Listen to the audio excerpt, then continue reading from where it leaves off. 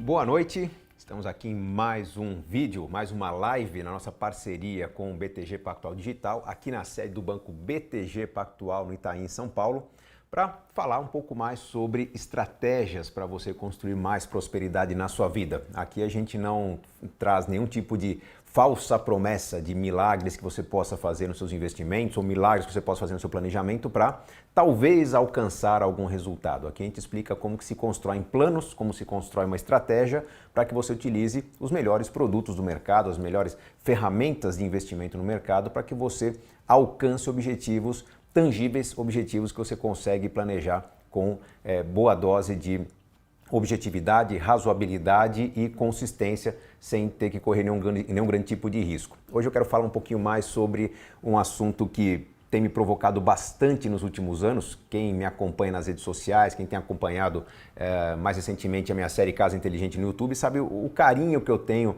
pela convivência de fim de semana com a minha família na nossa casa de campo, sabe o quanto tem me aproximado de uma vida que na verdade resgata muito da minha infância, que foi exatamente nesse formato, né? Meus pais me levavam todo fim de semana para um passeio na casa da família, num local mais interiorano, para ter um convívio familiar, ter experiências que foram muito enriquecedoras, principalmente para um garoto urbano, né? Eu cresci na grande cidade de São Paulo, e isso me trouxe uma visão de mundo muito mais abrangente, exatamente isso que eu queria trazer para os meus filhos. Agora, por que essa reaproximação, esse resgate? Né? Justamente porque no dia a dia do planejamento das famílias, no dia a dia do planejamento com meus alunos do curso de Inteligência Financeira, alguns anos atrás, na consultoria que eu ministrava para alguns clientes, eu entendia que, na verdade, as pessoas estavam correndo atrás, não sabiam exatamente do que. A gente vive hoje o que pode já ser considerado o ocaso, né, ou o fim daquilo que se convencionou chamar de sociedade do consumo, algo que teve as sementinhas plantadas lá na Revolução Industrial, em que as pessoas até então tinham uma vida em que procuravam viver da forma que fosse mais adequada para o seu nível de renda, de produção. Se conseguissem ter uma propriedade, ok. Se não conseguissem, pagavam algum tipo de aluguel, de renda para o proprietário, para o dono das terras, para quem lhe cedesse algum espaço para viver. Com a Revolução Industrial, começou a acontecer um fenômeno muito interessante, em que grandes indústrias que estavam sendo montadas para produzir artigos em grande quantidade resolveram se instalar em algum lugar, escolheram alguma cidade, elegeram alguma cidade para iniciar sua atividade. Para produzir em grande quantidade, tinham que ter trabalho especializado e, de certa forma, tinham que atrair mão de obra para produzir, para atuar na produção daquilo que produziam, se fosse automóveis, se fosse máquinas de escrever, se fosse livros, não importa o que, mas tudo que era feito em grande quantidade exigia uma mão de obra qualificada, muitas vezes que vinha de longe. E para se fixar nesse emprego, para se manter fiel a esse emprego, tinha que ter algum tipo de argumento para, enfim, não deixar aquele emprego, não deixar aquela região depois de alguns anos de trabalho. Nasceu naquela época o conceito de casa própria, em que normalmente as indústrias criavam suas vilas operárias, favoreciam a aquisição de casa através de negociações com grandes bancos, para que as pessoas financiassem a perder de vista, pagassem com uma grande parte do seu salário, e uma vez que essas pessoas se enroscavam no financiamento, se fixavam geograficamente num único local, sendo as grandes empresas normalmente monopólios regionais, não havia duas grandes empresas numa única cidade lá no começo, praticamente se garantia que aquele empregado, sedento por uma casa própria, por uma infraestrutura, seria fiel àquele emprego durante 30, 40 anos. Dali nasceram conceitos como aposentadoria, conceitos como financiamento, conceitos como ter aquilo que simbolizava mais conquistas. Com isso vieram várias fases da nossa cultura, da história da humanidade, traduzindo talvez diferentes formas de demonstrar status, diferentes formas de demonstrar o quão feliz estava um trabalhador com o seu emprego, várias formas de demonstrar que a pessoa estava escalando algum tipo de montanha social, né? Então, com o passar do tempo, a partir do momento que as grandes indústrias tinham que massificar não só a produção, mas também a venda, criou-se uma padronização de tudo aquilo que a gente consome. Roupas, podemos comprar roupas desde que seja tamanho PMG, né? Se você for ver o tamanho das pessoas, você tem desde o anão até o gigante, mas sendo anão ou gigante, você vai vestir PMG, aqueles 10, 12 modelos que a loja de varejo tem para oferecer para você. Sapatos, a mesma coisa, pequenas variedades, poucas numerações, grandes quantidades.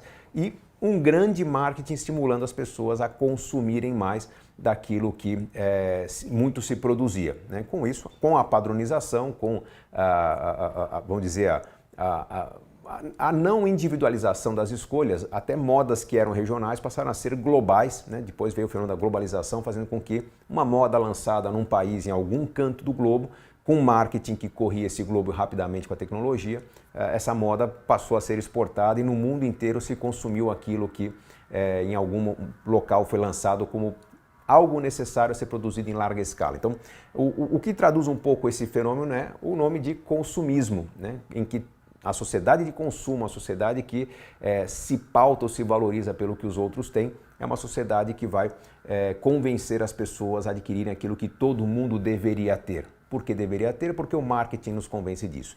E eu digo que nós estamos vendo o ocaso dessa situação porque, com o avançar da comunicabilidade das pessoas, principalmente com as redes sociais, as pessoas começaram a encontrar nichos, né, de preferência. Quem são as pessoas que gostam das mesmas coisas que eu? Não importa se é uma preferência por moda, se é uma preferência por estilo de consumo nerd, se é uma preferência por games, se é uma preferência por esportes, ou de repente uma necessidade específica, pessoas que têm algum tipo de síndrome, ou pessoas que têm algum tipo de característica física que não seja o padrão da sociedade, se sentiam meio que excluídas, mas com as redes sociais começaram a encontrar seus grupos, começaram a encontrar suas tribos. E com isso, o consumo que já foi padronizado voltou a se despadronizar. As pessoas estão cada vez mais individuais. Isso significa que se você for montar algum tipo de negócio em algum lugar do mundo, não importa se você está num grande centro comercial, se você está numa favela, se você está num lugar distante, basta você ter um bom acesso à internet, uma boa logística para distribuir o seu produto, você vai alcançar através das redes sociais pessoas que têm preferências como as suas ou preferências como as pessoas que gostam do seu produto desenvolvem, têm preferência com a mesma natureza e com isso você vai alcançar essas pessoas em diferentes regiões, não importando mais onde está a sua lojinha, onde que está o seu centro de produção. Basta apenas você ter uma boa logística para alcançar o mundo. Então, estamos vivendo uma situação em que as pessoas têm um consumo cada vez mais individualizado, cada vez com uma identidade própria. Por que essa introdução toda? Porque estamos falando de simplificar as escolhas ou talvez não buscar um certo padrão de consumo em que nós sejamos valorizados por ter aquilo que todo mundo tem que ter. Pode ser que a pessoa esteja com a conta corrente arrebentada, mas se ela tem o carro da moda, se ela veste a roupa da moda, se ela tem uma casa no condomínio da moda, se ela frequenta o clube da moda, ela vai receber os tapinhas nas costas e a celebração social dizendo que ela é uma pessoa bem-sucedida, mesmo que os números neguem isso. Então, na prática, quando se discute o planejamento financeiro, quando eu vou fazer uma avaliação do que precisa ser feito na vida da pessoa para ela alcançar algo mais na vida, quando essa avaliação começa com um orçamento doméstico, e num orçamento doméstico a gente começa a apontar, olha, mas isso aqui talvez poderia ser cortado, isso aqui talvez você não precise, isso aqui você utiliza pouco. Quando a gente aponta itens de melhoria, a pessoa vai se sentir meio que tolhida daquilo que foi uma escolha tomada com base numa procura de um status, de demonstrar para alguém que ela seria capaz de ter aquilo que os outros têm também. Para eu conseguir fazer algum tipo de ajuste, eu preciso buscar algum tipo de autenticidade, tornar o consumo mais autêntico, a pessoa se sentir realmente feliz de usar o seu dinheiro para atender aquilo que é uma necessidade verdadeira e não uma necessidade provocada pela mídia. Então, na prática, toda reorganização financeira que a gente quer propor passa por autoconhecimento, passa por uma autoavaliação em que a pessoa tem que ser convidada a fechar os olhos, conversar consigo mesma, fazer uma autorreflexão, de preferência ajudada por pessoas queridas, que a conheçam muito bem, que saibam das suas fragilidades e que a façam entender que, de repente, o que está faltando é concretizar algum tipo de projeto, algum tipo de buscar algum tipo de conhecimento, realizar um tipo de consumo específico que não tem a ver com a moda atual. Então, quando eu busco mais autenticidade, eu tenho que começar a negar aquilo que talvez seja status, talvez seja provocado pela mídia, mas negar aquilo em busca de algo melhor, algo mais motivante. Quando eu me propus a escrever esse livro, que é o mais recente dos meus 16 títulos, A Riqueza da Vida Simples, que estamos celebrando aqui hoje, entrou no ranking dos 10 livros mais vendidos, na verdade em segundo lugar entre os 10 livros mais vendidos do Brasil na semana passada, primeiro lugar entre os livros de negócios. Quando eu escrevi esse livro, a minha intenção era justamente a de provocar essa reflexão pela autenticidade.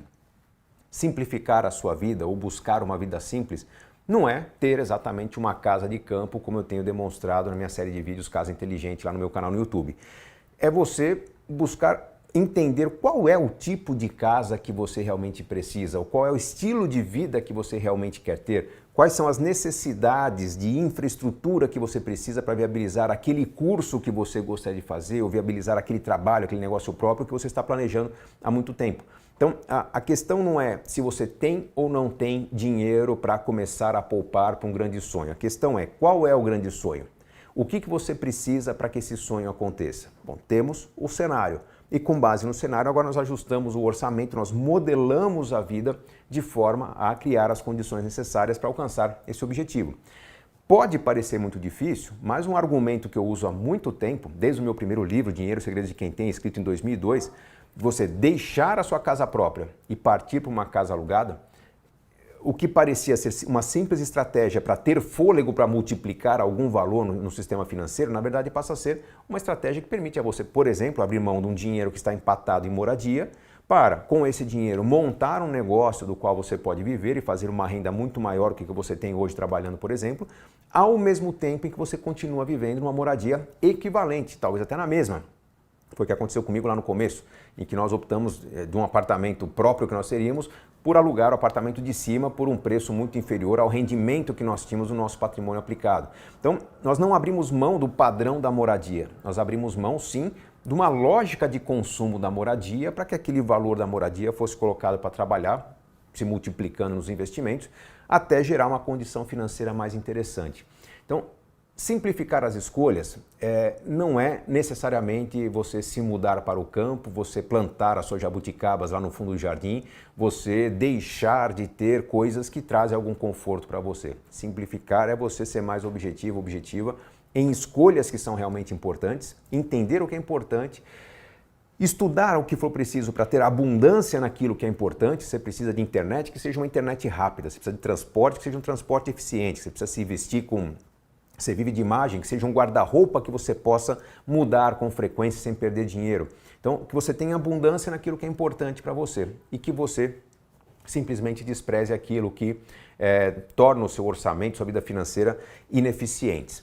Vou fazer alguns paralelos para você entender o que eu quero dizer com vida mais simples. Quando a gente vem para o mundo dos investimentos, acho que um nome que jamais deve ser esquecido é de um dos maiores investidores do mundo hoje, o Warren Buffett, que tem lá toda a sua lógica de investimento, visão de longo prazo, postura buy hold e toda uma mítica em torno do comportamento de consumo dele, né? Alguns questionáveis, né? Que muita gente diz que, puxa, mas o Warren Buffett está lá com seus 80 e tantos anos, comendo no McDonald's todos os dias, tomando refrigerante. Se toma, se não toma, se aquilo é marketing, se não é, enfim, ele investe nessas empresas, ele diz que consome aqueles produtos religiosamente, enfim, fazendo-se valer do marketing que a sua relação com as empresas tem.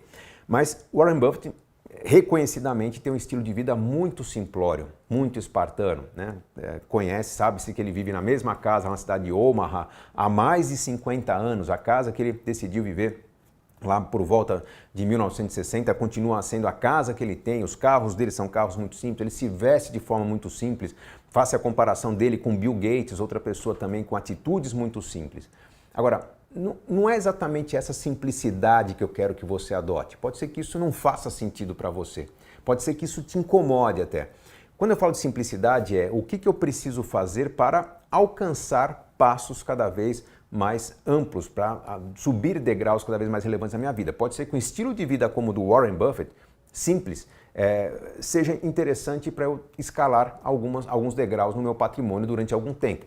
Por exemplo, se você assistiu a algum dos meus Masterclass de Inteligência Financeira, que é aquele módulo inaugural do meu curso de Inteligência Financeira, o próximo acontece agora no final de julho, tá? Depois você vai lá no meu perfil, pode ser no Instagram, no Facebook, no YouTube, você vai ter lá o convite para o Masterclass de Inteligência Financeira. Se você assistiu ou assistir a alguns Masterclass de Inteligência Financeira, você vai ver aqui num bate-papo entre eu e a Adriana, minha esposa, a gente conversa sobre escolhas que nós fizemos lá atrás que nos ajudaram muito a prosperar. E não estamos falando lá de grandes sacrifícios. Nossa, a gente passava fome, uma refeição por dia, e eram horas e horas no ônibus para conseguir chegar ao trabalho. Não era nada daquilo. Mas a questão é que, sim, andamos de ônibus, sim, nós esquentamos comida pronta, comprada no mercado. Teve um momento de recém-casados ali que a gente, por falta de tempo e por muito pouco recurso, a gente tinha uma vida muito simples. Por persistência, planejamento e organização, a gente conseguiu reunir ferramentas para crescermos ambos em nossas carreiras. Hoje a Adriana não trabalha, mas até uma certa altura ela trabalhou, eu também trabalhei. Carreiras em paralelo, rendas equivalentes, muito próximas uma da outra. Mas a partir do momento que a gente começou a trabalhar uma estratégia de construção de prosperidade, em que eu via lá que, puxa, mas a gente não vai chegar muito longe ganhando o que a gente ganha, né? O ganhando o que a gente ganha, a gente consegue pagar esse estilo de vida simples que a gente tem, que não é o estilo de vida que a gente quer ter. Então, se a gente quer mudar isso, a gente tem que criar algum tipo de transformação. Estudar sobre investimentos, estudar sobre nossas carreiras, nos aperfeiçoar nas nossas carreiras. Eu fui fazer mestrado, a Adriana foi fazer os cursos dela ligado na empresa, lá no exterior, na Suíça. Enfim, fizemos sacrifícios muito grandes para conseguirmos fazer os cursos que precisávamos para termos mais ferramentas, para aumentar nossa renda. Eu acho que até aí não tem nenhuma novidade, né? Se nós temos 13, 14 milhões de desempregados no Brasil, mas temos muitas empresas procurando pessoas para ocupar suas vagas e não encontram pessoas qualificadas, nós temos uma grande oportunidade. As pessoas que não estão trabalhando poderiam estar buscando o conhecimento necessário para ocupar algumas vagas e não procurando um emprego que talvez não exista mais, um emprego que as indústrias estejam fechando justamente por falta de mão de obra qualificada. Então, até aqui não tem novidade. Eu me desenvolver como profissional para ter mais renda. A questão é, nós nos desenvolvemos, nós fizemos mais renda a partir de um certo tempo, éramos jovens, nós nos casamos, em 2002 eu estava com 28 anos, então ainda estava num ritmo de crescimento da carreira bastante interessante. A partir do momento que nós nos casamos e a renda continuou crescendo, uma decisão que nós tivemos, e isso sim tem a ver com simplificar as escolhas, foi a de não elevar o nosso padrão de vida ou o nosso padrão de consumo por um certo tempo. Não foi uma decisão tão consciente, hoje eu procuro provocar essa consciência nas pessoas, para mim foi por simples falta de tempo. Eu estava trabalhando tanto, eram 15, 16 horas por dia, óbvio, isso não se recomenda, vai ficar louco, vai virar workaholic? Não, eu acho que tem um momento na vida que nós temos que pagar um certo pedágio. Eu estava pagando meu pedágio naquele momento, provando o meu valor para quem me contratava, alguém perguntasse se eu poderia dar algumas aulas, eu aceitava, enfim, demonstrando que eu era capaz de atender algumas demandas fora do normal. Então, naquele momento, minha renda cresceu, não tinha tempo de ir atrás de buscar um novo imóvel, de alugar um outro, de talvez trocar de automóvel. Nós ficamos um bom tempo com um automóvel muito simples, uma moradia muito simples e a renda crescendo. E aquilo nos permitiu fazer uma poupança num ritmo mais intenso. E essa poupança, bem aplicada, bem investida, bem multiplicada, nos ajudou a formar um patrimônio que nos levou à independência financeira. Então, aí sim nós temos um primeiro conceito de simplicidade, que é o que eu usei muitas vezes na consultoria, atendendo a clientes meus e hoje alunos meus que têm um patrimônio muito elevado. Entre os alunos do curso de Inteligência Financeira, nós temos lá jogadores de futebol, grandes empresários, grandes agricultores, herdeiros de grandes fortunas, e quando está orientando ali essas pessoas a lidar com dinheiro, diferentemente dos outros alunos, que nós também temos pessoas endividadas e pessoas que ganham lá seus 3, 4 salários.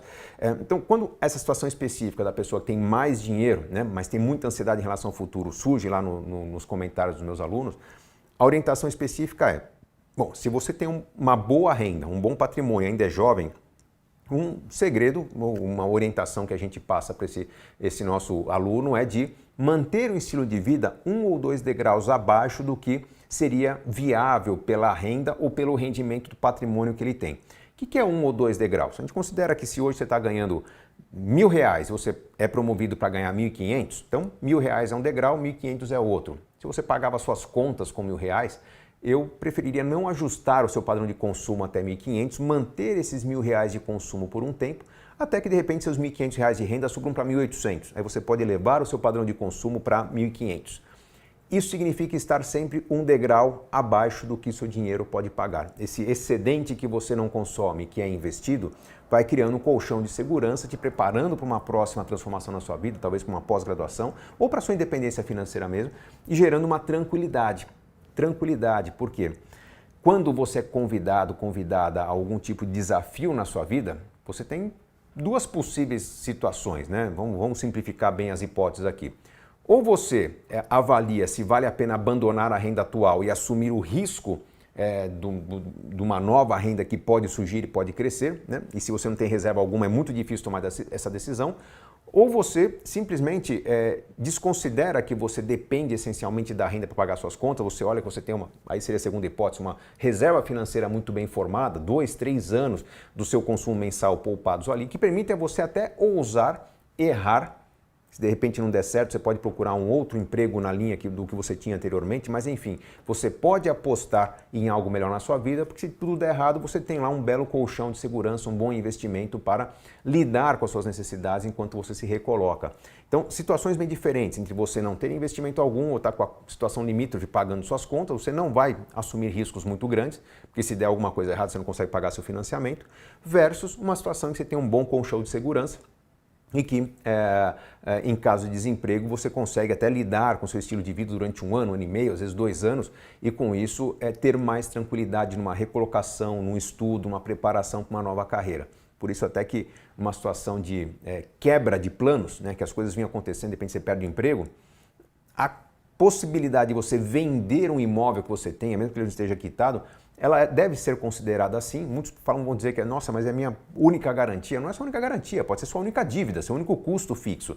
Você pode vender aquele imóvel, ter um dinheiro trabalhando, fazendo alguma conta de perpetuidade, quanto sacar durante quanto tempo, para ter muita segurança, ao mesmo tempo em que você, ao optar por uma moradia um pouco mais simples, adequada para quem perdeu uma condição de previsibilidade, vai ter um custo mais baixo e com custo mais baixo, mais tranquilidade para ousar na busca de uma nova possibilidade na vida. Então, simplificar suas escolhas tem a ver com isso também, de você ter essa organização mental de saber se desfazer do que é um grande custo, é um grande ônus na sua liberdade de escolha para poder se adequar a uma vida mais interessante. Então, um ponto importante a ser considerado, resgatando a ideia dos meus alunos, das minhas consultorias. Se você tem uma boa reserva financeira e você se vê diante de uma quebra de planos, você pode lidar com mais tranquilidade com essa situação, até investindo talvez num curso de pós-graduação, uma especialização para te preparar para um emprego que está tendo demanda e não tem gente qualificada para trabalhar. Se você não tem essa reserva, você tem apenas um imóvel que é sua grande segurança e prestações a pagar, na verdade, apesar de no imposto de renda você ter um belo patrimônio, isso pode significar sua desgraça, porque a quebra de um plano significa não conseguir manter aquilo que é um bem de família. Você tem que vender na urgência, tem que perder dinheiro. Então são situações completamente opostas. Outro ponto a ser considerado é a possibilidade de você manter-se mais flexível diante de mudanças na sua vida. Você está vivendo num lugar, recebeu um convite para trabalhar em outro lugar. Tem que comprar uma casa lá, vender a atual? Não, talvez você possa manter a casa atual enquanto as coisas não se consolidam, alugar essa casa para alguém, fazer renda enquanto essa casa não é vendida. E na outra situação que você for experimentar, você também partir para uma condição de aluguel, uma condição em que você está degustando, experimentando essa nova realidade, ver se faz sentido para você, se filho se adapta numa escola, se você se adapta com essa outra realidade. E uma vez que se adaptou depois de 1 ano, 2 anos, você pagou aluguel, você não perdeu o dinheiro. Né? No mercado financeiro é como investir em opções, né? Em que você tem a opção de comprar alguma coisa caso ela se valorize no meio do caminho. Então, no caso do imóvel, quando você paga o aluguel, é para você ter a certeza de que não vai se arrepender de ter comprado um imóvel num lugar do qual você se arrepende de viver daqui a um tempo. Então, você mantém uma certa flexibilidade. Então, entenda que quando se fala de aluguel, não é que eu sou contra a casa própria, não é que eu sou a favor do aluguel. O aluguel de casa, o aluguel de carro, que pode ser um aluguel nas locadoras de automóveis, ou pode ser o aluguel de transporte por aplicativo, mas você ter um custo variável quando sua vida está em transformação é algo muito vantajoso, é algo estratégico, é algo que simplifica o seu orçamento. Você está ganhando 5 mil reais por mês, de repente por algum problema na economia você passou a ganhar 3. Passou a ganhar 3, você, se tem um custo de vida mais flexível, você simplifica aquilo que pode ser simplificado. Você parte para um aluguel mais barato. Você vai se deslocar de forma mais criativa, vai buscar uma bicicleta, enfim, para se adaptar àquele período mais difícil. Se você tem um custo fixo, você de novo está com a corda no pescoço e com dificuldade de se adaptar. Então, essa simplificação de escolhas, falei de Warren Buffett, estilo de vida mais simples, falei de contar com aluguel como algo estratégico para você poder manter uma certa tranquilidade nas escolhas. Na verdade, elas visam dar uma certa garantia de que você estará destinando parte dos recursos que você ganha para a construção de algum grande projeto. que pode ser a independência financeira, pode ser uma pós-graduação no exterior, pode ser você ter uma casa de campo, você montar um negócio próprio, não importa. A questão é que quando o seu orçamento é mais flexível, quando o seu orçamento tem menos gastos fixos, você consegue dar mais certeza àquele ritmo de poupança necessário para alcançar seus objetivos. Quando o seu orçamento é muito engessado, aconteceu algum tipo de imprevisto, você deixa de fazer aquela poupança prevista, você passa a cobrir o seu orçamento até com dinheiro que estava poupado. Então, essa simplificação da vida, na verdade, tem a ver com você ter escolhas um pouco mais inteligentes, um pouco mais flexíveis. Esses são alguns argumentos para você entender o que eu quero chamar por vida simples, porque muitas pessoas que veem minha série Casa Inteligente, que eu tenho publicado nas últimas semanas no meu Instagram, no meu Facebook, está lá no meu canal no YouTube, procure a playlist Casa Inteligente. Quando vem a minha casa de campo, alguns perguntam, mas peraí, você que fala do aluguel, me diz se essa sua casa é própria ou alugada. Essa casa é própria e é minha segunda propriedade. Dentre os vários imóveis que eu tenho os que eu considero como minha moradia, também como investimento. Fiz investimentos nela para ser vendida por um preço maior no futuro, mas são casas que estão, duas propriedades que estão em uso, uma pequena fração da minha carteira de imóveis. Passei por períodos de aluguel para chegar nessa situação. Tem gente que pergunta, mas espera aí, essa mansão que você mostra lá, aquilo é vida simples? Sim, aquilo é vida simples. É um estilo de vida em que nós temos abundância no que é importante para a gente, que é espaço para conviver com pessoas, para receber pessoas queridas, estrutura para as crianças se divertirem e se sentirem confortáveis, mas sem abundâncias desnecessárias. Eu poderia estar comprando equipamentos esportivos mais caros e ter uma sofisticação em alguns móveis e ter o que é a última moda em design, coisa na cozinha, por exemplo. Não, a gente decide ter uma vida mais simples em alguns itens para poder ter abundância naquilo que era realmente necessário naquela estrutura. Então, cogitando a ideia da vida simples, eu posso entender que se minha paixão, por exemplo, é automóvel, eu posso ter um automóvel de 200, de 300, de 400, de 500 mil reais, se for do meu interesse ter experiências automotivas, todo fim de semana fazer um passeio com as pessoas que eu amo, por estradas maravilhosas e curtir o meu país, e mesmo que para isso eu tenha uma moradia muito simples, às vezes até alugada. Puxa, o cara não tem nem imóvel próprio, vai ter um automóvel daquele? Se para ele a experiência automobilística é algo interessante, é naquilo que ele vai concentrar seus gastos. Então perceba que vida simples pode ser uma vida com boas práticas esportivas, com boas viagens sensacionais, com luxo também. Eu posso considerar a vida simples uma vida em que eu tenho um apartamento muito compacto, mas o topo da tecnologia para me manter altamente conectado, produzir imagens sensacionais, se de repente eu trabalho com produção de vídeo. Então, não é eu abrir mão de coisas que a tecnologia pode me prover, não é eu abrir mão de conforto, não é abrir mão de luxo, mas sim eu ter abundância naquilo que é extremamente necessário. Essa postura tende a mudar muito o comportamento de consumo das pessoas, porque uma pessoa que tem essa visão mais minimalista de evitar consumir aquilo que agrega menos, mas consumir bem aquilo que agrega muito, pessoas com essa postura vão exigir cada vez produtos com mais qualidade, cada vez produtos mais duráveis, cada vez produtos que tenham maior consciência, que o descarte gere menos dejetos, que a pessoa se sinta cada vez menos prejudicando o meio ambiente. Então, são pessoas com uma visão mais ampla em termos de sociedade, que pensam num enriquecimento sustentável, né, que talvez muitos não sabem sequer o que significa o conceito de finanças sustentáveis, mas enfim, que realizem o seu consumo entendendo que estão, em primeiro lugar, beneficiando-se a si próprias, né? Resultado, celebração daquilo que elas produziram, do rendimento que tiveram com o seu trabalho, mas sem denegrir o seu ambiente, sem denegrir os que estão à sua volta, porque se eu estou jogando lixo na minha rua, eu estou desvalorizando minha rua e, consequentemente, desvalorizando meu imóvel. Se eu estou jogando lixo no meu planeta, eu estou comprometendo a qualidade de vida, o ar respirável, a sobrevivência do meu planeta, estou diminuindo o valor da minha vida no longo prazo. Então a gente achava que essas coisas ficariam para as próximas gerações, mas as coisas estão cada vez impactando mais nós mesmos e nós temos que ter essa consciência. Então envolve uma consciência ecológica? Sim, mas não é sair no domingo para abraçar uma árvore, né? Aquela consciência ecológica piegas, né? Que não transforma. É ter a consciência que se estou comprando alguma coisa, tem que entender se isso que eu compro teve algum tipo de destruição desproporcional no ambiente, se existe alguma alternativa mais interessante, se não existir alguma alternativa mais interessante, que eu esteja atento às possíveis alternativas que venham pela frente, para que eu possa ter escolhas mais duradouras. Isso é o conceito de vida simples que eu trabalho no meu livro mais recente. Deixa eu ver o que o pessoal está comentando, como é que está o debate aqui. Bom, o pessoal está comentando, elogiando, sem perguntas ligadas ao tema. Bom, vamos lá. Reflexões que eu considero mais importantes aqui, que eu considero mais interessantes para se falar de vida simples, simplicidade nas escolhas ligadas a investimentos. Muito importante falar disso. Hoje, dia de hoje, estamos vivendo o recorde histórico ou nominal da Bolsa de Valores, do índice Bovespa, né, na nossa B3, na casa dos 102 mil pontos.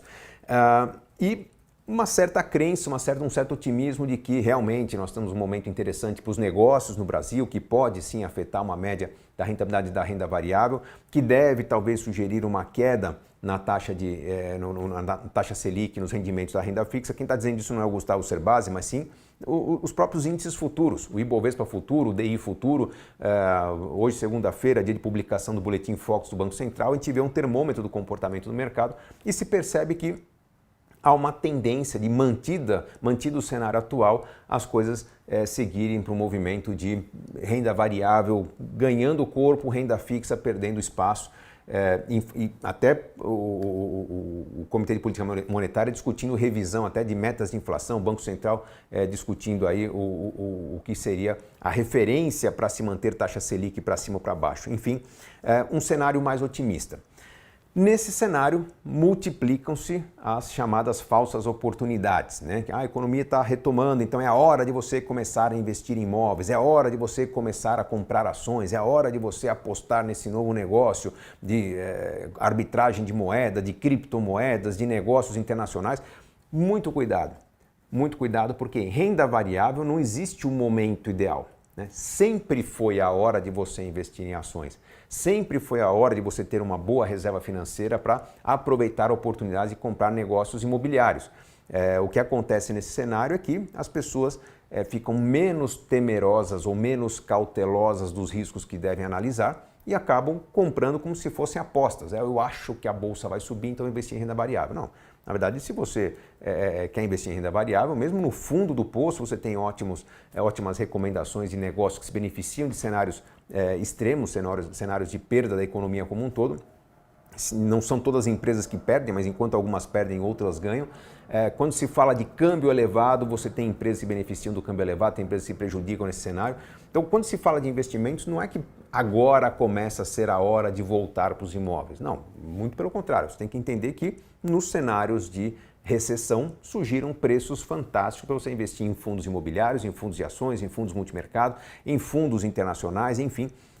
Quanto mais se valoriza um índice, mais perto do que seria um teto nós estamos chegando. Então, obviamente que a gente pode estar aproveitando uma tendência interessante, mas certamente não é um cenário tão interessante quanto comprar lá no fundo do poço.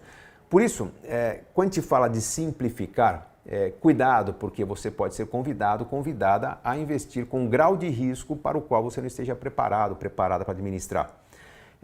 Quando você é convidado a abrir conta numa corretora simplesmente porque o histórico mostra que essa corretora entregou resultados, mas não é explicado que para alcançar esses resultados você tem que ter um certo envolvimento diário, né, uma certa estratégia para administrar sua carteira de investimentos, para ter escolhas mais consistentes. Normalmente, se você não tem um histórico razoável de investimento, desenvolvimento do mercado financeiro, o ideal é, se você quer investir em renda variável, que seja opção número 1, que você mude o seu plano de previdência privada, o seu fundo de previdência, de um perfil conservador para moderado ou talvez até arrojado. Num passo número 2, que os seus demais investimentos comecem a considerar a possibilidade de você investir em fundos de ações ou, é muito conservador o seu perfil, em fundos multimercado, que tem lá uma composição mista entre renda fixa e renda variável. Quando você já tem uma certa vivência com sobe e desce das cotas de fundos, tá? Não é porque fundo seja o melhor dos mundos, é porque fundo tem uma estratégia para te diluir o risco, da sua carteira diante de cenários extremos, né? Você comprar ações de um negócio que de repente no meio do caminho vira pó, o negócio quebra, você perde todo o dinheiro. Quando você compra cotas de um fundo que investe em ações de vários negócios, pode ser que alguns negócios virem pó, mas você não vai perder todo o dinheiro que está dentro de uma carteira de fundo, porque aquele risco é diluído.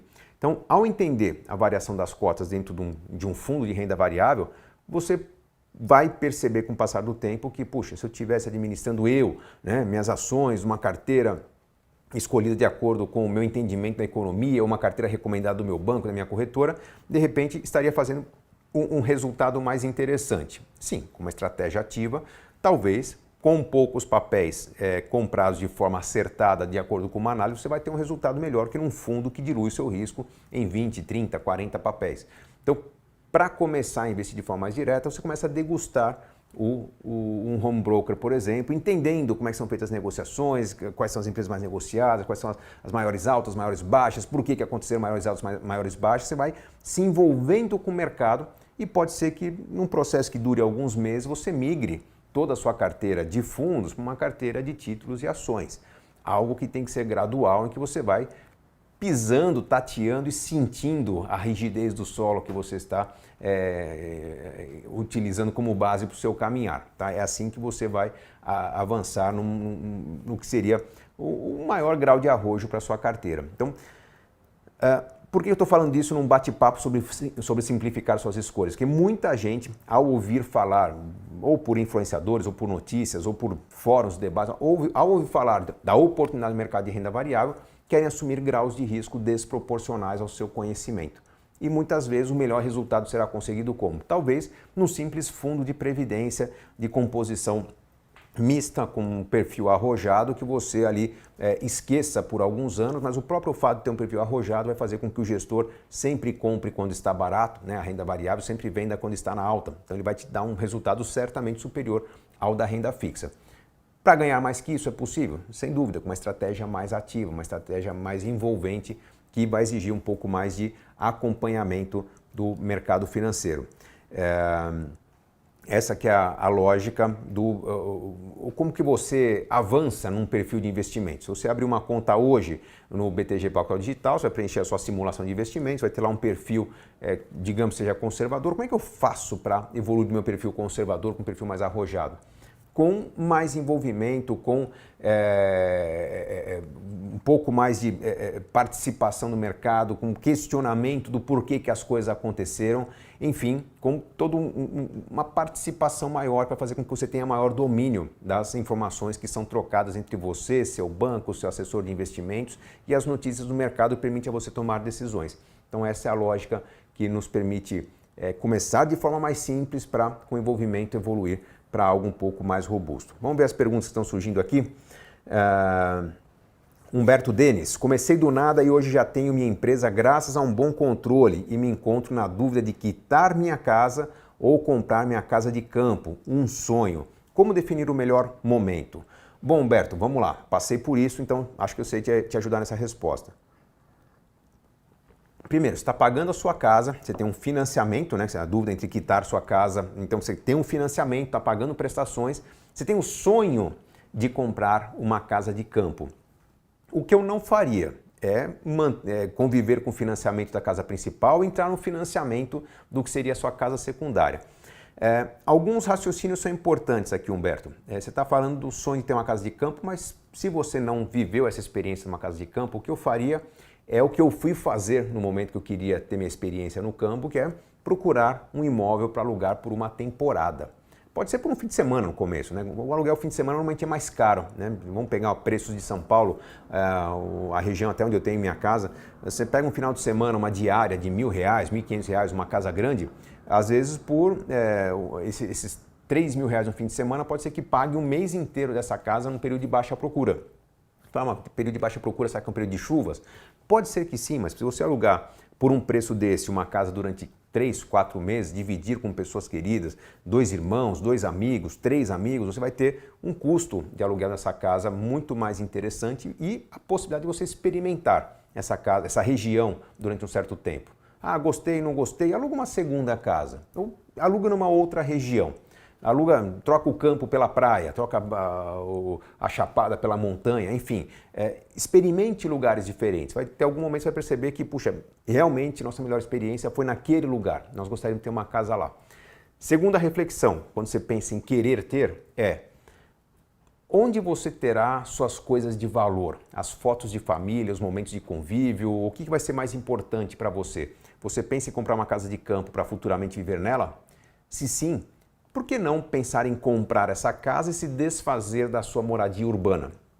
Em que você hoje, por exemplo, o Humberto está pagando financiamento, então está perto de quitar, por que você não liquida esse imóvel, se desfaz dele, aluga o que seria a sua moradia urbana um pouco mais compacta, um pouco mais inteligente, mais eficiente e investe, provavelmente um preço até menor, uma casa de campo, né, em algo definitivo onde você vai ter lá seus tesouros, sua história, seu convívio familiar. É uma segunda possibilidade. Uma terceira possibilidade é realmente você garimpar e de repente numa boa negociação você faz bons investimentos, você se desfaz do imóvel, compra outro mais barato e de repente você compra algo a um preço muito mais acessível. Mas a compra não é algo necessário. Pode ser que o aluguel por uma temporada seja a solução para a sua vontade de estar mais para o campo e isso simplifica muito suas escolhas. Já conheci muitas pessoas, até orientei muitos alunos meus, diante de não conseguir manter 2 imóveis, ou diante da vontade de ter 2 imóveis, a ter a sua moradia de fim de semana com a moradia principal comprada, até compradas por um preço muito baixo, dependendo da condição que ele encontrou, e não ter uma propriedade urbana, simplesmente alugar um residencial urbano, uma situação que que seja adequada àquele momento da renda, que se a renda cair ele aluga algo um pouco mais compacto, mas enfim, ele convive em 2 ambientes pagando apenas um e vai investir naquele que é a residência principal. É uma solução interessante que ajuda bastante a simplificar as escolhas. Legal, Humberto? GF Investimentos Digitais está perguntando aqui, Cerbasi, qual a diferença de opções para ações? Estou engatinhando nesse mercado. Seguinte, são coisas completamente diferentes, tá? Existem os ativos financeiros, que pode ser ações de uma empresa, cotas de um fundo, pode ser quantidade, cotas, né, de uma certa commodity, sacas de soja, megawatts de energia, contratos com uma quantidade padrão de ouro de moeda estrangeira. Esses são os ativos negociados em bolsa, de valores, as ações e títulos, ou de mercadorias e futuros, as commodities em geral, energia, grãos, enfim. Além dos ativos negociados, existe o mercado de derivativos, que são produtos financeiros que derivam desses contratos principais. Um derivativo, uma opção de compra, por exemplo, é quando você faz algum tipo de negociação para garantir um direito para você, tá? Não é a posse, é um direito. Então, digamos que você tenha lá uma ação sendo negociada a um preço qualquer, R$100, por exemplo, e você tem expectativa que esse preço deve subir. E você não tem o dinheiro para comprar essa ação, né, que garantiria um lucro nessa subida. Você sabe que o dinheiro vai entrar daqui a 20 dias, 30 dias. Ou você tem o dinheiro, mas está especulando. Você acha que vai subir, mas não quer desencaixar o seu planejamento, desinvestir de outras ações muito boas para comprar essa que é apenas uma promessa, uma possibilidade. O que você pode fazer é comprar uma opção de compra. Opção de compra você paga uma fraçãozinha de dinheiro, alguns centavos talvez, alguns poucos reais, para o proprietário, para aquele que tem algumas ações, para que ele garanta a você um direito de você poder comprar essas ações por um preço X daqui a um tempo. Então, até 30 dias, as ações que valem 100 hoje, você vai estar pagando R$1 para comprar essas ações por 102, 103, porque você acha que vai lá para 110, 120. Se as ações foram para 110, 120, o que acontece lá na frente é que você exerce o direito. Você aciona a sua opção, você compra pelos 102, 103 reais que estavam lá prometidos e no mesmo dia você vende por 120, que é o preço que ela alcançou, você nem precisa desencaixar dinheiro, não precisa desinvestir seu dinheiro da sua carteira, você faz o lucro e aquele lucro cai na sua conta como resultado. Então, com derivativos, você consegue, com derivativos e boas escolhas e bom estudo do mercado, você consegue fazer bons resultados.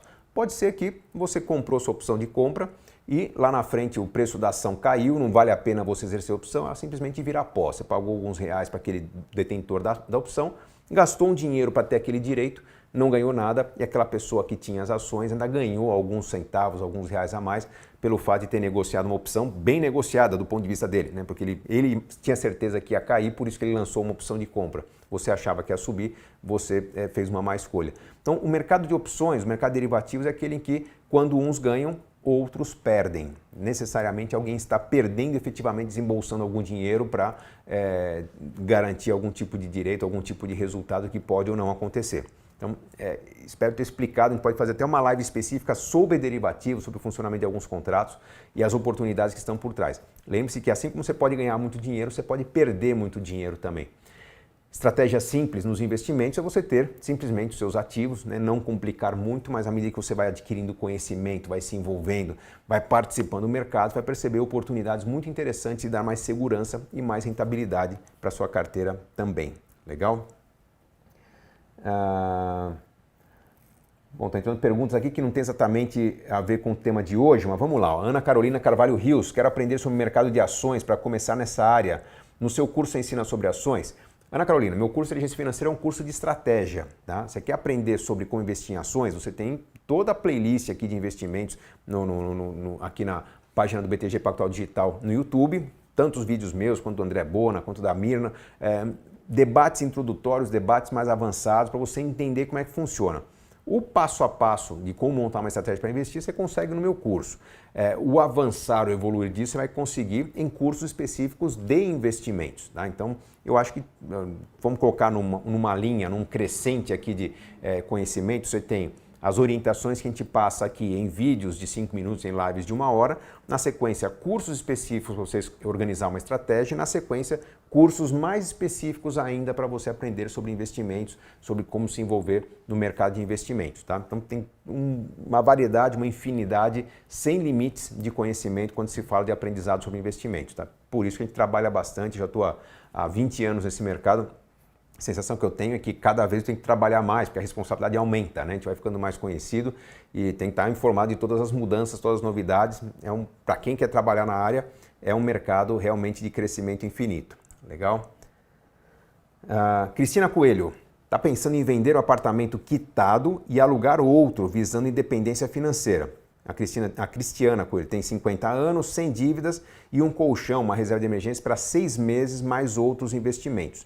É uma boa escolha vender o apartamento? Cristiana, você não tem que vender o apartamento e depois procurar um investimento. Tá? O que você tem que fazer é montar um plano, fazer um pequeno estudo, por exemplo. Né? Você abre uma conta no BTG Pactual Digital ou na sua corretora de preferência, você analisa o seu perfil de investidora, você vê no seu perfil de investidora qual que é o desempenho médio da sua carteira durante um certo tempo.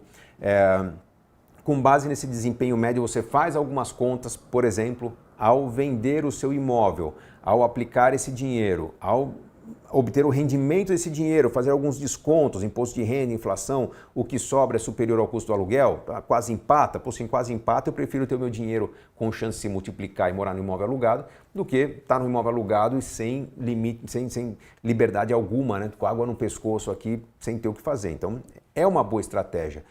Lembre-se que nós não precisamos de uma casa própria, nós precisamos de uma moradia. A casa própria é um conforto que nós temos, que é desejável. Eu espero que todos tenham. Uma solução que eu trago para muitos aposentandos, pessoas que estão perto de se aposentar, e que percebem que seu patrimônio está muito aquém do onde deveria estar, é que elas considerem a possibilidade de se desfazer da sua moradia. Uma pessoa que está perto de se aposentar, está numa moradia que já tem seus 15, 20, às vezes 30 anos, já não é uma moradia eficiente, já não é uma moradia inteligente. Então que se desfaça dessa moradia, coloque esse dinheiro para trabalhar, alugue algo pensando em ficar nesse imóvel mais compacto, mais eficiente, mais inteligente durante talvez 5, talvez 10 anos e depois de 10 anos aquele dinheiro do imóvel que foi vendido, provavelmente com patrimônio com volume muito maior, seja em parte usado para adquirir uma moradia definitiva, ou uma moradia adequada para aquele momento de vida. Você transforma um patrimônio tamanho X num patrimônio tamanho 2X, ao mesmo tempo que está morando em algo alugado. Tá? Então é parte de uma estratégia você organizar seu plano para ter uma evolução no patrimônio mais interessante durante um certo tempo. O que dificulta o enriquecimento de muitas pessoas é justamente a decisão de comprar um bom carro, uma boa casa, um bom tudo, antes de colocar o seu capital para trabalhar. Obviamente vai ficar muito difícil fazer poupança dali para frente. Você está pagando contas e os custos dessas contas, né? Impostos, manutenção, enfim. Agora, quando você simplifica a sua vida e ao enxugar gastos ou ao abrir mão da posse, da propriedade de alguns ativos, você põe esse capital para trabalhar e você aluga os ativos de terceiros, você está com um potencial de multiplicação muito mais interessante. Legal? João Marquesi perguntando aqui. Em um mercado com tendência de alta, é mais vantajoso apostar em índices como Ibovespa ou em ações que estão em mercados que tendam a crescer? João, sempre é mais interessante você seguir a análise fundamentalista, você ouvir as recomendações do seu assessor de investimentos, que como consequência é uma orientação que vem das diretrizes da tesouraria do banco em que você investe, da corretora que você investe, normalmente vem como orientação da área de research ou da área do serviço de research contratado por esse banco, por essa corretora. Então, na verdade, quando você está analisando algo que é recomendado porque tem potencial de crescimento, a probabilidade é que você ganhe muito mais do que ao investir num índice que tem de tudo. Essas ações que têm potencial de crescimento, algumas ações com potencial de queda e ações que estão ali porque estão ali, né? Que não fedem nem cheiram. Então, um índice neutraliza as maiores oportunidades. Você não vai acertar sempre quando seguir a análise fundamentalista, isso é importante dizer. Tá? Fundamentalista é aquela análise que leva em consideração que dentro do cenário que nós consideramos mais provável, as empresas que se destacam são A, B, C, D, e você vai escolher essas empresas. Pode ser que o cenário que é considerado mais provável não aconteça, que ecloda uma guerra, que aconteça uma mudança de governo, que aconteça um conflito internacional, um grande escândalo, os seres humanos erram. Né? Então, nesse momento, não é que a recomendação estava errada, é que a probabilidade daquele cenário acontecer não foi realmente feliz e outro cenário menos provável aconteceu. Então, quem segue recomendações individuais tem que ter a proatividade de tempos em tempos revalidar aquelas análises. Olha, havia um certo cenário num certo momento, eu comprei algumas ações com base naquele cenário. Passados alguns meses, mudaram algumas coisas no cenário. Nesse novo cenário, continuam sendo recomendadas as mesmas empresas? Se são as mesmas, bata palmas para você mesmo, né, que fez boas compras. Se estão outras empresas se destacando ali, que você compra outras empresas e vamos em frente. Se nesse novo cenário algumas coisas mudaram e você já vem perdendo dinheiro com algumas empresas, não é questão de, uau, agora eu vou acreditar e vamos torcer para recuperar. Tem que torcer coisa nenhuma. Nós temos que analisar qual que é o cenário que acontece agora, quais são as empresas que beneficiam, quanto que essas empresas podem valorizar nesse novo cenário e o quanto que vale a pena eu assumir um certo prejuízo naqueles papéis que eu investi para comprar outros com potencial de crescimento. Vamos levar em consideração mais ou menos o seguinte, que se você tem, como um carro usado, tá? Você comprou um carro pensando em revendê-lo depois de 2 ou 3 anos. Passados 2 ou 3 anos, aquele carro está impecavelmente sensacional, está novinho, bem cuidado, não dá manutenção nenhuma. Você tem a opção de continuar com ele e a opção de colocar mais 30, 40 mil reais para comprar um carro novo. O que você faz? Bom, você vai ter que tentar estudar qual que é a probabilidade desse meu carro que está novinho começar a dar problema. Qual que é a probabilidade daquele carro novo que eu não conheço ter algum tipo de problema e gerar um gasto que eu não estou prevendo? É análise fundamentalista. Quanto mais você entende de carro, melhor será a compra. Com as ações é a mesma coisa. Tá? Então, a lógica é essa proatividade para você manter-se atualizada sobre quais são as melhores possibilidades. Você não vai manter as ações na carteira, o tal do buy hold puro, né, durante 20 anos. Talvez as empresas que você compre hoje sequer existam daqui a 20 anos. Quando a gente fala de buy hold, é uma carteira que visa manter a propriedade daquelas empresas que continuarão sendo as mais saudáveis por um prazo muito longo. Legal? Wesley Assis está perguntando aqui, como saber a hora certa de comprar e de vender uma ação? Wesley, nunca há a hora certa, né? Eu vou contar para você, tive um momento muito interessante na minha vida quando eu não me lembro agora quais são as ações, era de uma empresa de energia. Mas tinha comprado com análise fundamentalista, eu vi que estava uma valorização histórica sensacional, tinha ganhado muito dinheiro, já vinha acompanhando notícias daquela empresa durante um certo tempo. Começaram a surgir notícias que questionavam a saúde da empresa, se não estava muito alavancada e tal. Falei, quer saber, vou vender todas as minhas ações. Eu lembro que eu tinha um lote lá de 4 mil ações daquela empresa para vender. Coloquei todas para vender num certo preço que estava um pouquinho acima, alguns 2, 3 centavos acima do último preço de negociação no pregão. E fiquei lá olhando, né, no meu home broker, mas eu coloquei para vender, vamos comprar. Como era uma quantidade grande, 4 mil ações, aí vem um e compra 200, vem outro e compra 400, outro compra 1000 ações. Eu sei que chegou num certo ponto que eu vendi bem mais da metade, vamos chutar aqui umas 3 mil ações, e 1000 eu não vendi. Por quê? Porque aí começaram a ofertar um preço mais barato. Se tem uma oferta mais barata que a minha, quem está comprando compra mais barato. Só que aí começou a cair o preço. Eu fiquei com aquele pedacinho das ações durante um bom tempo, vender depois de um tempo, realizando um lucro menor do que aquele que eu tive com as 3 mil ações vendidas no dia que eu queria vender. Isso significa o quê? Que eu consegui acertar o melhor preço de venda de uma ação. Nunca mais a ação recuperou aquele preço, eu vendi no topo, printei aquela tela, guardei para mim, enfim, mas é sorte. Tá? Aquela ação poderia ter se valorizado mais. Já contei algumas vezes alguns vídeos que eu vendi grande parte das minhas ações em maio de 2007, quando o índice Bovespa superou os 50 mil pontos, eu estava embolsando um lucro danado naquela operação, mas menos de um ano depois ele foi ter 50% de valorização, chegou a 74 mil pontos no intraday. Bom ou mau negócio? Eu sei que eu vendi com muito lucro, né? Não tinha como se prever um grande crescimento no período de euforia, de crise americana eclodindo, mas enfim, como acertar? Respondendo a sua pergunta, envolvimento, participação, você entender do negócio, você comparar concorrentes. O que define o valor de uma empresa é a vontade de comprar e vender. Então não existe o melhor preço para todos. Se for o melhor preço para compra, não vai ser o melhor preço para venda.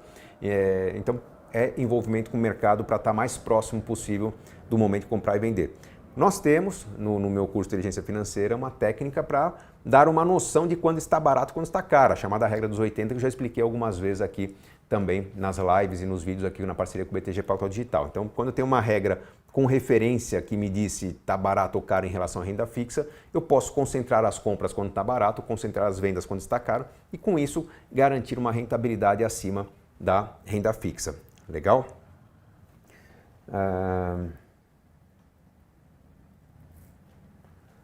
Patrick Mantovani. O Patrick é aluno do meu curso de Inteligência Financeira, turma 4, está aqui, ó, perguntando, com o objetivo de gerar um determinado valor para minha filha recém-nascida através de ações, o que seria mais adequado? Doar as ações ou comprar diretamente no CPF dela? Patrick, bom, primeiro, né, tem que avaliar as regras de compra, se pode abrir conta na corretora, enfim, a idade dela, mas será mais interessante, na medida do possível, você ter a propriedade já no nome dela.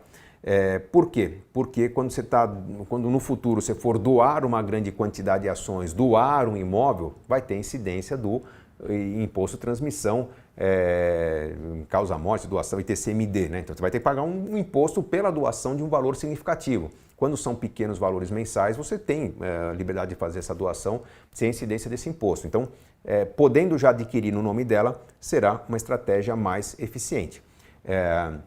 Aí tem que avaliar se você abre a conta no nome dela, se tem que ter um tutor, um responsável, quando que ela pode sacar, enfim, seguir as regrinhas de abertura de conta, mas o nome dela certamente é mais interessante, né? E obviamente vai se exigir um acompanhamento, uma educação financeira, aí, uma proximidade para se discutir a utilidade, o uso, né, dessa riqueza que já está em nome dela, né? Uma vez que você deu a liberdade dela usar, não se deve questionar, né, como que um adulto lá na frente estará usando ou não o patrimônio que foi construído em nome dele, tá certo?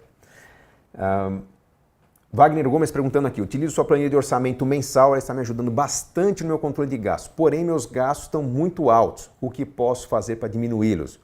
Wagner, bom, primeiro para quem não tem a planilha, eu normalmente ofereço minha planilha durante o Masterclass de Inteligência Financeira, próximo, lá na última semana de julho, tá? Você pode se inscrever. Qualquer uma das minhas redes sociais tem lá algum convite para participar do Masterclass, tem o link e você vai poder ter acesso a essa planilha. O Wagner tem essa planilha, está dizendo que os gastos estão muito altos. O que fazer para diminuir gastos? Wagner, primeiro ponto.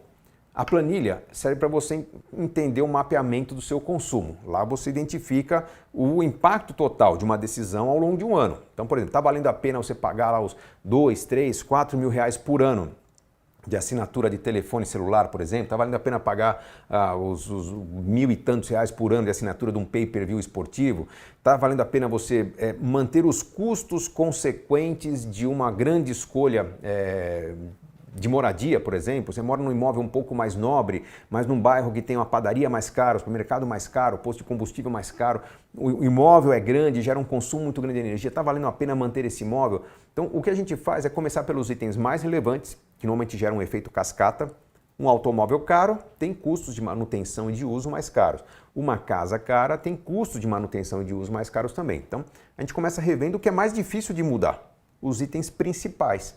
Porque se você mudar esses 2, 3 itens mais caros, você pode continuar tendo uma casa um pouco mais simples, pode continuar tendo um automóvel um pouco mais simples, sem abrir mão do seu lazer, do seu esporte, da sua qualidade de vida.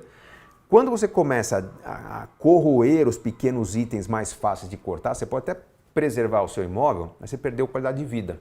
Daqui a pouco você não tem relacionamento, você não tem vida, você não tem saúde para aproveitar a casa monstruosa que você tem. Então começa pelos grandes itens, pelos gastos fixos, os gastos mais volumosos, normalmente está ali a maior oportunidade de você rever suas escolhas. Legal, Wagner? E olha, já estamos chegando a 1 hora aqui de bate-papo, vamos ver aqui uma última pergunta para fechar. Paulo Vinícius Santo Moreira, para quem quer começar em renda variável, seria mais interessante investir em fundos de ações ou em ETFs? É uma pergunta parecida com quem que fez aqui. Tem uma pergunta, deixa eu achar aqui, bom, já não localizei, mas enfim, alguém fez uma pergunta parecida com a do Paulo aqui, né? Fundo de ações ou ETFs? Bom, eu falei que quando se compra uma ação individual, aqui, ó, tá vendo? O João Marquesi tinha perguntado. Quando eu compro ações individualmente, eu estou apostando nos fundamentos daquelas empresas, o quanto que elas podem se beneficiar ou não de um cenário. Então, tem um cenário provável pela frente, tem empresas que se beneficiam desse cenário que podem crescer, eu vou comprar essas ações. Eu tenho dúvidas sobre como entender sobre fundamentos, como entender essas análises, não é minha área, não me sinto à vontade. Eu acho que um grau um pouquinho inferior de complexidade, mas ainda com oportunidades, não está nos ETFs, nos fundos de índices, está nos fundos de ações, em que gestores com histórico qualificado de entender os cenários e fazer suas escolhas para o mercado, acompanhar de boas equipes, vão selecionar os principais papéis que se beneficiam do cenário em que esses gestores acreditam. Obviamente você não vai escolher um único fundo de ações, talvez 2 ou 3, para diluir o seu risco caso um gestor tenha escolhido um cenário confiado num cenário que não aconteça. Diluir o risco com 2, 3 fundos de ações, você ainda está confiando em carteiras de ativos que se beneficiam de um cenário específico e não um fundo de índice que tem lá as ações mais negociadas, incluindo ações especulativas, ações que não necessariamente estão se beneficiando do mercado, mas se beneficiando da sua tradição de serem mais negociadas. Então, um ETF, um fundo de índice, ele tem uma qualidade, que é te blindar contra a possibilidade de você quebrar. Você tem lá as empresas mais negociadas do mercado, algumas serão boas, algumas serão ruins daqui a alguns anos, muitas serão substituídas, mas você sempre terá X empresas mais negociadas do mercado.